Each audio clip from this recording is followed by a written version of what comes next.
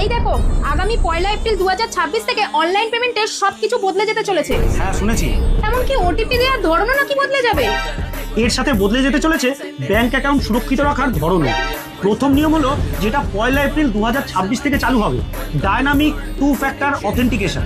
ধরো তুমি কোনো ফোনপে বা গুগল পেতে লগ ইন করেছো, আর লগ ইনের সময় তুমি পাসওয়ার্ড দেবে, আর পাসওয়ার্ড দেওয়ার পর তোমার ফোনে একটা ওটিপি আসবে।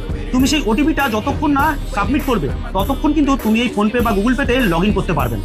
দ্বিতীয় নিয়ম হলো কোনো ব্যাংকিং অ্যাপে তুমি কিন্তু এবার থেকে স্ক্রিনশট অথবা স্ক্রিন রেকর্ডিং করতে পারবে না। এটা করার কারণ হচ্ছে হ্যাকাররা এমনভাবে স্ক্রিন রেকর্ড করে নেয় এবং তার মাধ্যমে পাসওয়ার্ড আর ওটিপি জেনে নেয়, ফলে আমাদের ব্যাংক অ্যাকাউন্ট খালি করে দেয়। আমাদের ব্যাংক অ্যাকাউন্ট যাতে প্রত্যেকের সেফ থাকে সেই জন্য এই সিদ্ধান্ত নেওয়া হচ্ছে। 3 নম্বর হচ্ছে নাইট টাইম ট্রানজাকশনকে তুমি লক করতে পারবে। অর্থাৎ তুমি যদি চাও রাত্রির 11টা থেকে সকাল 6টা অবধি তুমি কিন্তু তোমার ফোনপে গুগল পে যে কোনো অনলাইন ট্রানজাকশনকে লক করে রাখতে পারবে। এমনকি তুমিও কোনোভাবেই তোমার এই অনলাইন ট্রানজাকশন এই টাইমের মধ্যে করতে পারবে না।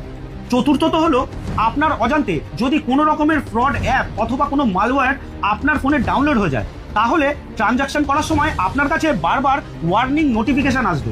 5 নম্বর হলো ওটিপিতে ভীষণ বড় বদল হতে চলেছে। আগামী দিনে হয়তো SMS এর মাধ্যমে ওটিপি আসা বন্ধ হয়েও যেতে পারে।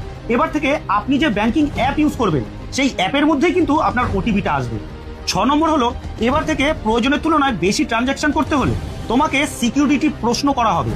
ধরুন আপনি প্রতিনিয়ত 2000 টাকার লেনদেন করেন, হঠাৎ করে আপনি 50,000 বা 1 লাখের পেমেন্ট বা লেনদেন করছেন। সেই লেনদেনের সময় হয়তো আপনাকে এমন প্রশ্ন করতে পারে যে আপনার স্কুলের নাম কি বা আপনার মায়ের নাম কি ইত্যাদি, যেগুলো আগে থেকেই আপনার ফোনে সেট করে রাখতে হবে। ঠিক উত্তর দিলে ভাববে এটা আপনি, অথবা যদি আপনি ভুল উত্তর দেন তাহলে সাথে সাথেই ব্যাংকের কাছে একটা নোটিফিকেশন চলে যাবে, ভাববে হয়তো কোনো স্ক্যামার হতে পারে। 7 নম্বর হচ্ছে বায়োমেট্রিক।